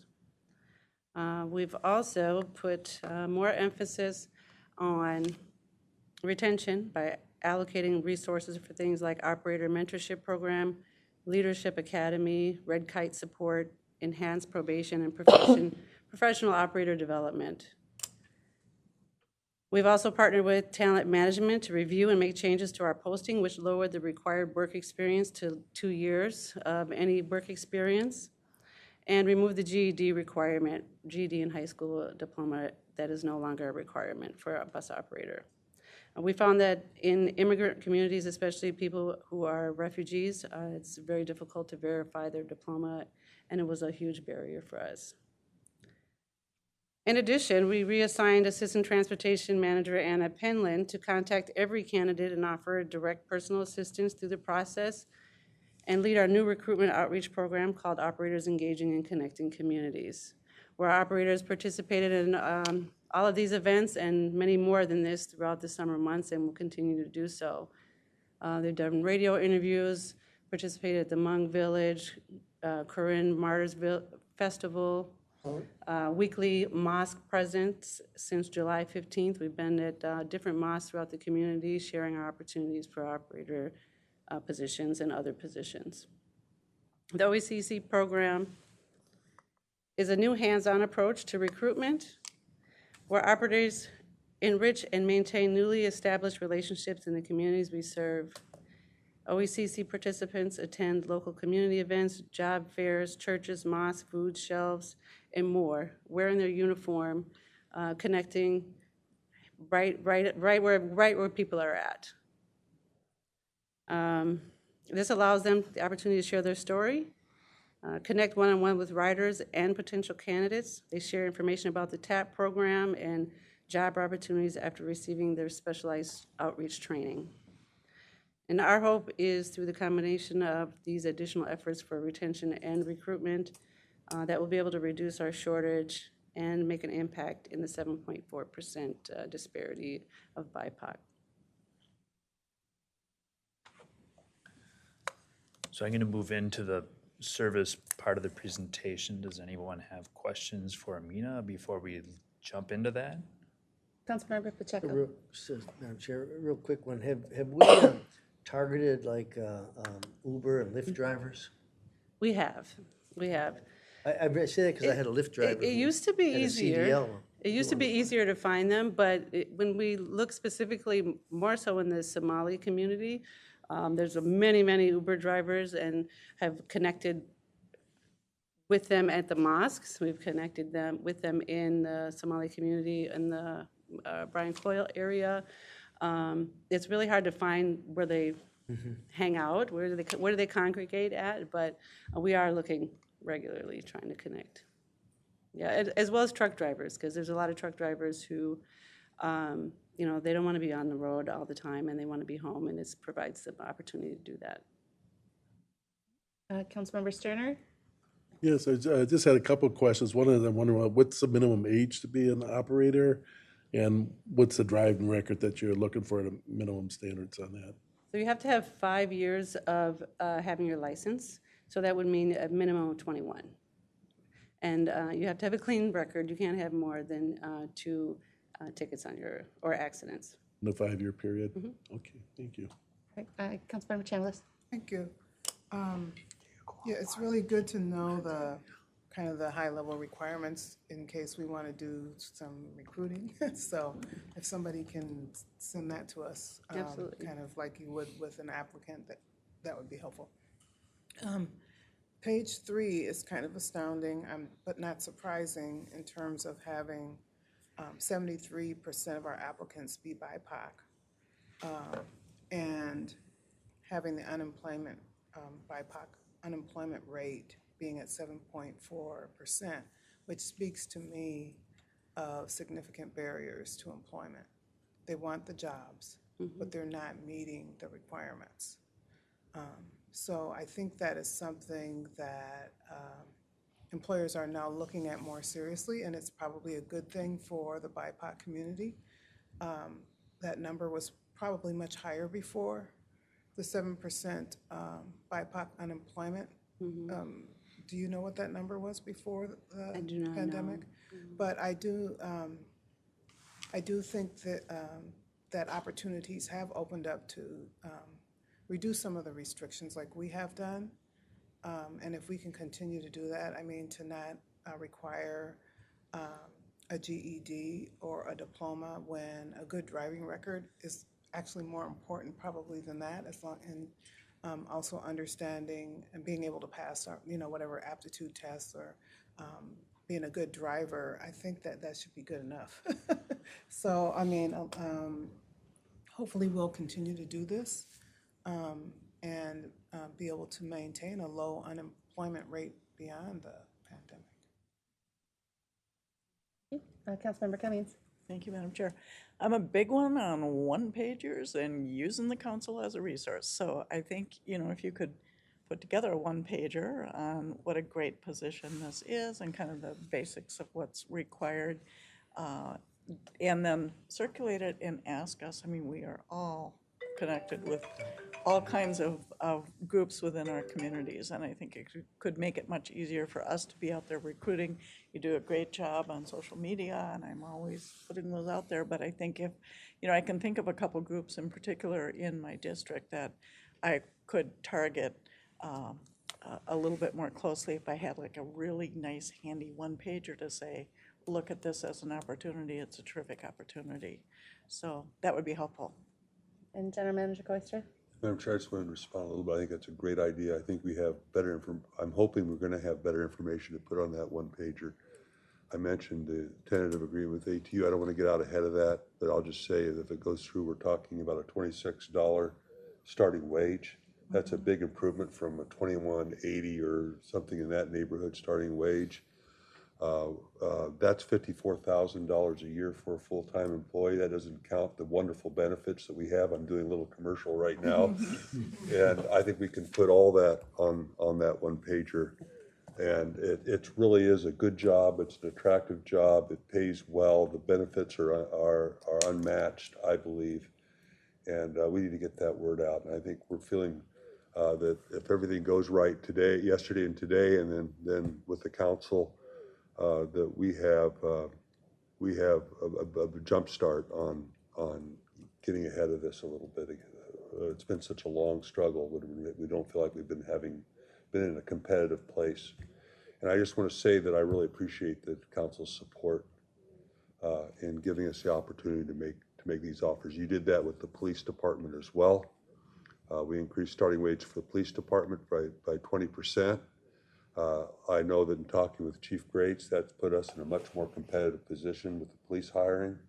And I hope that if everything works well today and everything works well with the council, that we'll be in a similar position with the operator hiring. So thank you. As part of this is a big thanks to your support. Councilmember Stern. Yeah, I just was going to make a comment, like I was kind of kicking the bushes a little bit, but there was like a person on my equity advisory council with me, and she had a young man, and he went to one of the hiring events. He was there on time early, never even got an interview. And I think you mentioned, like, you have someone have on staff following up. But it's important that we follow up at any one you have, whether they're qualified or not, and say why they're not qualified. And just, I think it's important where people makes them, feel good. And then, maybe they're not qualified at that point, but maybe in a year or two they would be, whether it's a driving record or not enough history, or they're only 20 or something like that. So I think with this new person, anyone who applies for anything and any kind of application should be at least contacted and either try to make an application better or at least acknowledge they applied and thank them for applying, that type of thing. Yes, sir. That is one of the goals, to make sure everybody gets contacted, whether they're qualified or not, and eventually they might become qualified. Okay, thank you. Thank you. All right. Councilmember Zarin. I did it today too. Thank you, Chair Barber.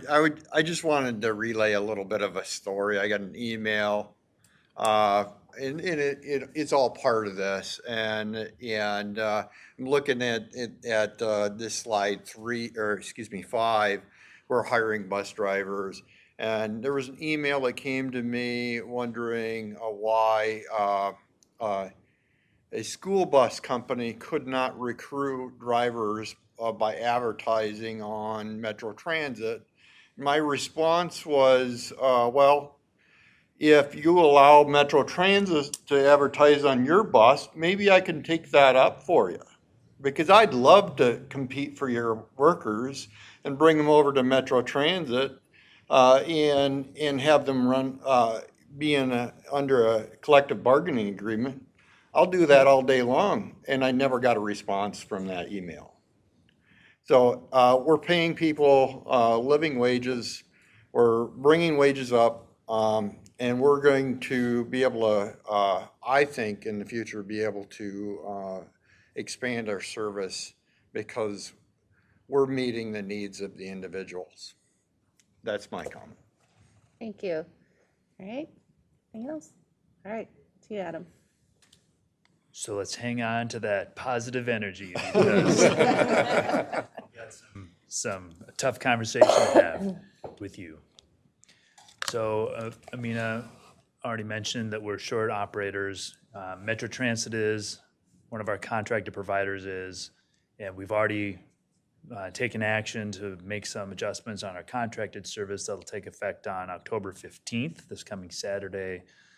One of the contractors is short about 12 to 15 full-time operators, but when you only have a workforce of 100, that can be a big deal. And if you only have 3 operators running one route and one of them doesn't show up, that's a lot of service off that schedule that's not operating. So starting on October 15th, we're reducing service that's going to save about 12 full-time operators from the contractor. We're suspending routes 27, 831.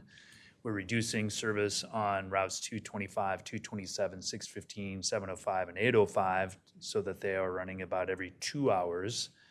And we are doing this, it's happening in October, but it will last us hopefully through the winter. It's lifeline service, but we feel strongly that we want to be able to provide something for these areas where we know people are depending on that service. So that's also one we'll come back to in December for other routes. But I wanted to let you know that that was happening, and that's happening starting this Saturday. We've contacted the customers. We've had rider alerts on the buses and bus operators and bus stop postings, and let the communities know in which they operate so that they're aware. The next part of this presentation, which will be a little bit longer, is about our December 3rd bus operator pick, and that's the opportunity to make good changes that affect the whole system and do it efficiently. And so we're trying to manage our operator requirement by saving 80 full-time bus operators out of our system for bus. That's about an 8% service reduction of service hours across the system. And we're also, remember, short on LRT as well. We're not where we want to be on LRT. We'd rather be running 10-minute frequency instead of 15. So that's a separate piece, but today's presentation is focused on our bus operations. So here's the map that shows where those 7 contracted routes are being affected starting October 15th. And again, our customers and communities have been forewarned. There is alternative service in a few instances, but in some, there's limited opportunity. But that's where we're at after a year of making reductions since last August. And as we try to manage our system to make sure that we're maintaining the reliability of our scheduled service, we have these principles that we're trying to balance across the system to make good decisions. We want to minimize the ridership impact. So that means trips and routes that have fewer riders are likely to be examined for reductions. We're trying to find alternatives. We're trying to balance our service for those who might have opportunities to drive their car or telework versus those who don't. And we're in a position now that's quite difficult to making those decisions as we evaluate the service and the communities that they serve. I'll just point out this graphic on the right is on our website, but just to illustrate how many of our routes are currently suspended in the little red icons there compared to where we were in 2019. And I'll be sharing a couple slides that show it in a few different ways. Of course, one of the main elements of currency for Metro Transit is ridership, and we're looking at different lines that represent different route types, where they serve and how much volume they carry. The couple important pieces, the green line on the top is our local bus. That's the lion's share of our service across the system. And you'll note that since 2014, it's been in a little bit of a decline until 2020, when we had stay-at-home orders along with the pandemic. And since then, in March 2020, things have been turning around. Things have been growing slowly but surely. And so we're actually coming to a point now where we're really at a difficult position. When ridership's growing, we want to look at what the potential is, but we don't have the operators. So we're trying to balance the optimism of what you just heard about hiring potential with the reality of wanting to deliver reliable service. It's easy to forget when you don't see it every day, the missed trips and the rider alerts that come in and the last minute changes and the dispatchers who are up in the middle of the night trying to call the bus operators to fill work. So we're all trying to balance these in a difficult market. Here's a different way of looking at the ridership and the service levels. This is weekdays scheduled trips, and each bar represents a particular point in time. The first one is our benchmark, fall 2019. Then we look at June 2020, which really represents that initial pandemic response level.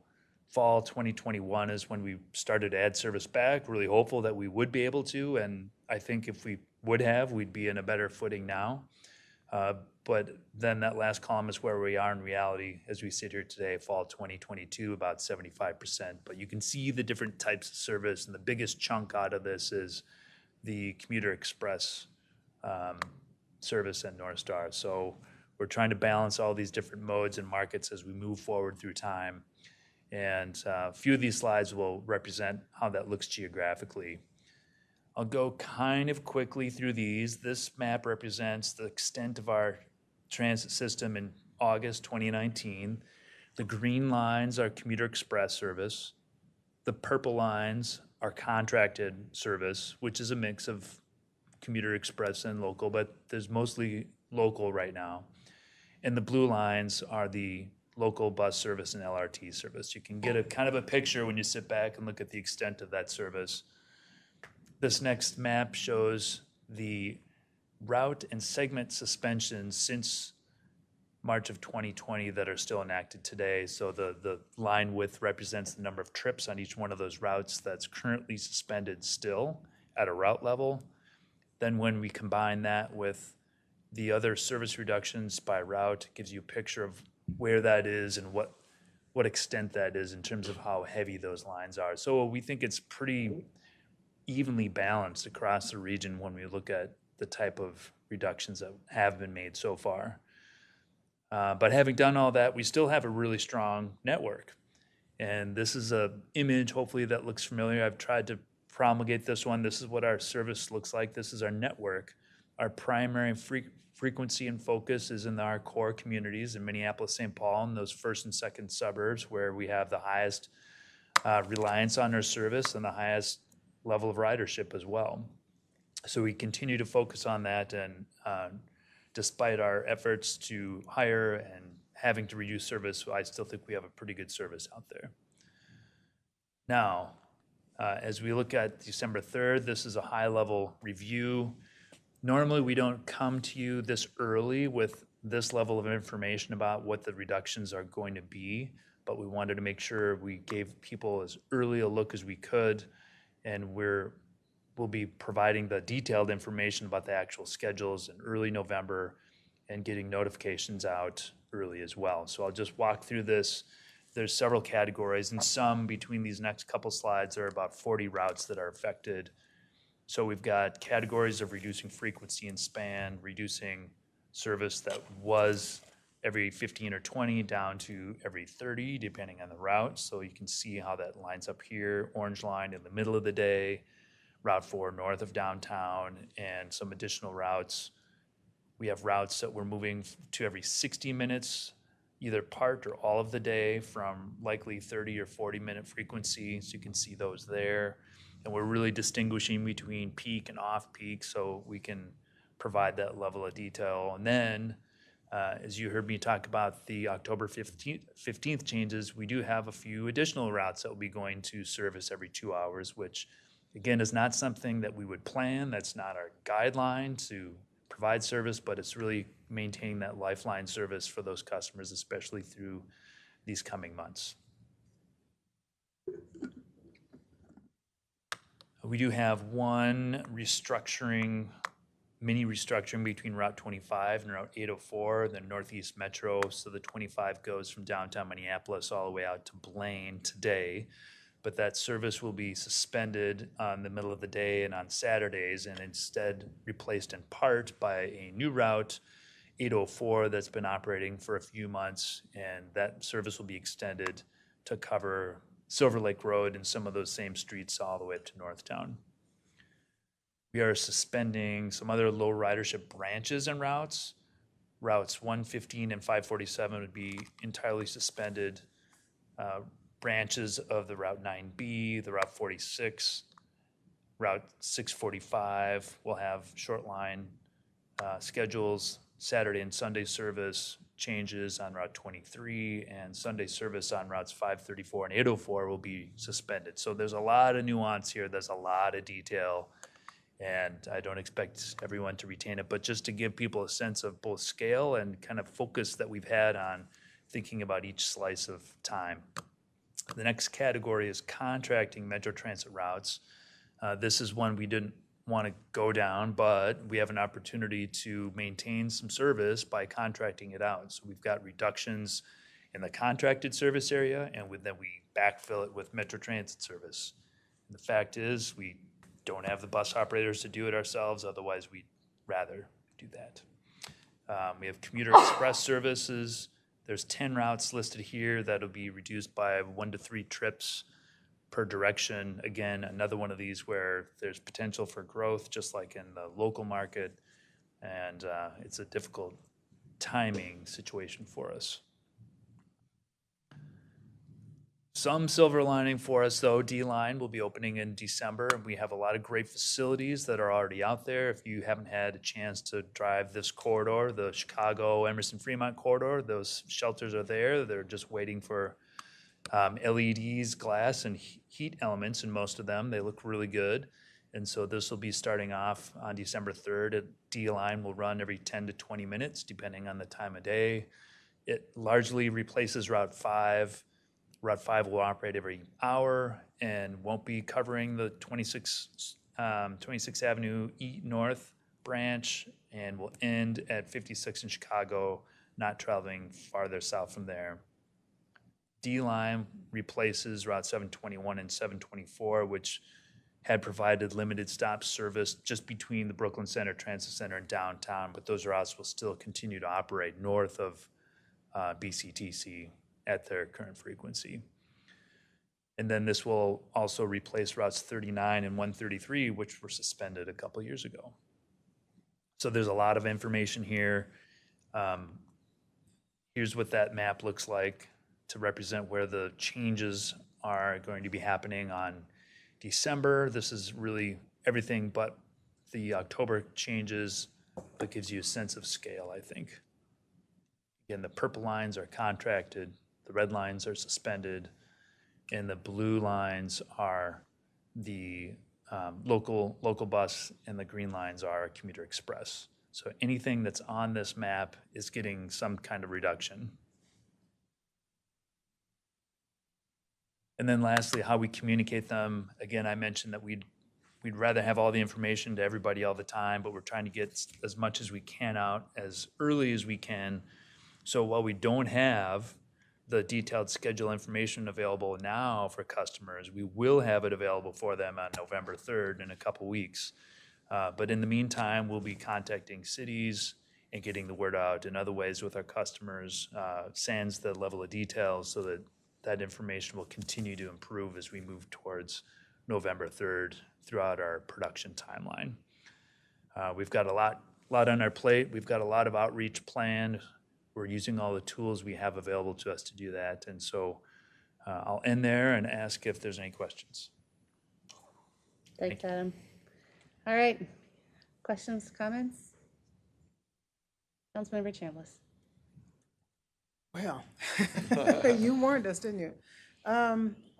Well, I certainly appreciate, and I didn't even really think about that with these reductions and how can we still preserve the full-time positions with the reductions. So kudos on protecting our bus drivers as much as we can during this shortage. And I was also glad to see in one of your examples where there was a route that was kind of restructured or extended, because that was going to be one of my questions. If we're doing a reduction, is there a way that we can add an extra stop close to an area that's getting reduced, especially for the people that are parking rides? And are they aware that, if for example, their buses are reduced to once an hour, let's just say, because there's probably more opportunities than one that's 2 hours, because there probably isn't a replacement bus there. So are you looking at adding some additional stops on the routes that you're keeping so that people have maybe better access? I mean, if you take 724 away, I think it stopped somewhere close to 66th and 252, Highway 252. So if for some reason you couldn't, catch a 766 or a 768 around there, you could at least get to the Brooklyn Center, Transit Center, park and ride, or, those kind of scenarios people might be looking for. And as well, I'm thinking about flex schedules with employers. Are we talking to employers on behalf of their employees that maybe, they need more flexibility to come in between 8 and 9 a.m. in the morning, and instead of just at 8? Have we had discussions about extending routes or adding stops or talking to employers? Madam Chair, Council Member, those are all excellent questions, and we're in a really difficult position right now as far as the adding stops. And the best example I can give is on D-Line. With D-Line, when we open a new bus rapid transit arterial, similar to C-Line, we like to start with at least a 30-minute underlying service where there's that backstop between those stations because they're farther apart. And in this case, we're operating at every hour instead of every half hour, the Route 5 underneath. So there's an example of where we'd like to, and we have, despite the fact that we're reducing service other places. So trying to find that balance is difficult, but we do try to do that. And in the case of the 804 and the 25 is one of them, where is there a way we can take this extra time that's in the cycle for the schedule and fit that in there? We'll do it. And that means some schedules will become more irregular. We really have strived over time to have a consistent clocked schedule every 10 minutes, 10, 20, 30, 40, 50, 60, all the way through, or every 30, 60 on the way through. But now maybe it's every 30 and 60 or 60 and 90 minutes that a trip comes through. And part of managing those little nuances is being willing to step away from ideal, which we certainly are. The other point about connecting with employers, I can say that I connect with the downtown Minneapolis employers quite a bit, and they're well aware of our hiring situation as they have their own. But I'm also hopeful that there'll be some flexibility in what time they need to show up for work, depending on what that is. I think it gets to be difficult with shift work, or like if you're operating a bus, you got to be there, and so it becomes a lot more difficult to make those ends meet. Sure. I can recall what I was going to say. Oh, I know what it was. The technology. Let's say I'm trying to do trip planner, and I put in there that I want to get to my destination at this time, and it tells me, sorry, no trips available. It would be nice if they could say, well, if you want, there's a bus at, a nearby transit center, that's maybe 10 minutes away from you, maybe you can get there. Does that happen? Madam Chair, Council Member, I think that's a good question. I'll bring it back to our transit information staff, because I think it's a question of tolerance in there. So now it would say, oh, you can't take the Route 5, you could take the Route 22. Well, those are really close. But if we said, well, I'm willing to walk another 10 minutes or whatever that threshold is, maybe there's some flexibility. I'll certainly ask. Okay, yeah, that'd be really good. Because I think some people might say, hey, I got to get to where I'm going. I'm going to be 10 minutes late, but at least, if I walk, 8 more blocks, I'll get there. Councilmember Sterner.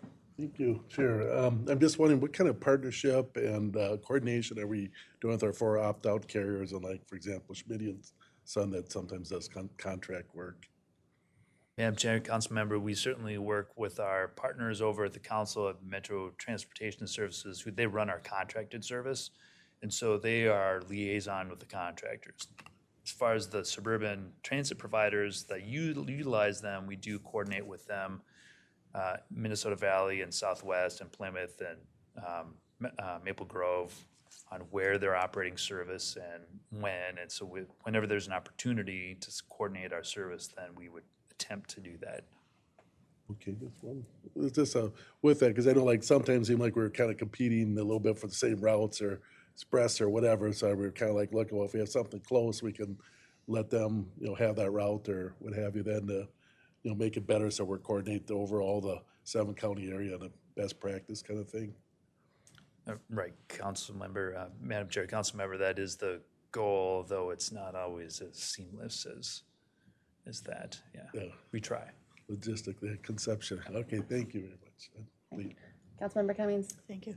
I just want to say that, I think, first of all, thank you for this presentation. I really appreciate the advance notice of things that will be coming also again in December. I think all of us probably have had cuts in our districts and have heard from people who are unhappy, but this kind of information is helpful to kind of share and talk through, because I think people understand when they're given kind of an explanation of where we are and what we're trying to do and how we're addressing it. But I just would say, I think you two and all of the staff do just in U.S. just a fantastic job of trying to juggle impossible things, if this, then that. And during the pandemic, when we had to say to people, you can't ride our buses, and then we start to bring people back, and then one of the criteria for identifying service where customers have an alternative, they have an auto, well, then they go back into the auto, and then somehow we have to bring them back again, hopefully in the not too distant future. But I just hope that that we appreciate all that you are doing to try to take all of the factors that make up this system in an impossible situation and try to make it work as best it possibly can for the most people. And I think you have our support, and if there's anything more that we can do, again, get that one pager, we're happy to do whatever we can, because this is just really, really challenging, and clearly it will be for some time. So thank you for this. It's really useful information. Thank you for your comments. It's well said. General Manager Koistra. Madam Chair, I just want to thank Councilmember Cunningham for those comments, because what you see here is a result of a process that people work really hard and feel really strongly about our service, and they struggle through, and we have tough conversations, and we challenge each other on whether this is something we have to do. And you hit it right on the head, because in the end, it's our customers who we care about. It's the customers who you care about. But we have staff behind this work that are really struggling through this. It's so different than what it's been, and I thank you so much for those comments. I really appreciate it. Additional comments? I'm just gonna, I have one question, one comment, but definitely thank you. We do know this is hard. This is not what you guys signed up to do, is to cut service. It's not what you want to do any day. But we know you've taken a good holistic approach at how we do this and how we can manage with the number of people we have right now. So at what point, and you may not be able to answer this, of hiring new operators, would we have enough confidence to re-examine this and look at, building some things back? Like, how many more operators really would give you that margin of safety that you'd be comfortable? That's a tough question. Easy question, I know. 2 quarters without loss? Maybe? I don't know if I can give a specific number just off the top of my head, but I would say I would want to see a very consistent increase of numbers in our recruitment efforts before feeling any kind of confidence about making changes back in the right direction. And I feel like with the number of applicants that we are getting, it's increasing steadily. It's now of getting them through the process and getting them hired. And I think hopefully with our new contractual changes, it may possibly come, I think that will help us tremendously. And I also, Madam Chair and council members, want to thank you again for your kind words. Madam Chair, I'll just say that we have really stuck with this principle of reliability. And, maybe we need to in this climate, because sitting on a street not having a bus show up is a big deal. And it's a big deal to anybody in any climate, but it's a bigger deal when we're in the winter. So we've really stuck to that reliability. Other properties have not. Sometimes we question, are we too stuck on reliability? That's one of those questions that we've asked ourselves. But I think it for now, I think it really serves us well, because I think it's important to deliver what we say we're going to deliver. That's what we're trying to do here. And that's in part an answer to Bill back. When we think that we can add back service and deliver it, we will add back service right away and deliver it. I mean, that's really what reliability is. Everything. And I think that we all agree that's the key. I mean, there's 2 main things to getting ridership back, and that's reliability and the public safety side, both of which we're trying to address. And so I think those are kind of the key things that we look at and how we approach it as well. Councilmember Pacheco. Well, no, I just echo the reliability part, and who's getting whacked by that is the Minneapolis Public Schools. When people couldn't count on a bus, they filled up some of these private schools all around it, because they had to know the bus was going to be there. And I will tell you, it was like, if I'm picking up my child at 3, at 2 o'clock, they'll say, we don't. Recording says we don't have a bus for your route, and now everyone's scrambling, and that was very consistent. So everyone's kind of just looking at their phone and looking at when can I pick up, and and so they just moved out and said, at least I know that it was going to be picked up. But anyways. All right, any additional questions, comments, thoughts? All right, thank you guys, we do appreciate it. Thank you. Before we adjourn, just want to remind committee members that we have scheduled a North Loop Garage Tour on the 24th, and it goes from 2:30 to 3:45. So I don't know where do you want everyone meeting, Wes? Here? So meet here, and we'll leave from here, but hopefully you can join us for that. So, all right, Councilmember Zarin? What was the time for that? 2:30. Thank you. You're welcome. Absolutely. All right. Without objection, all right, we are adjourned.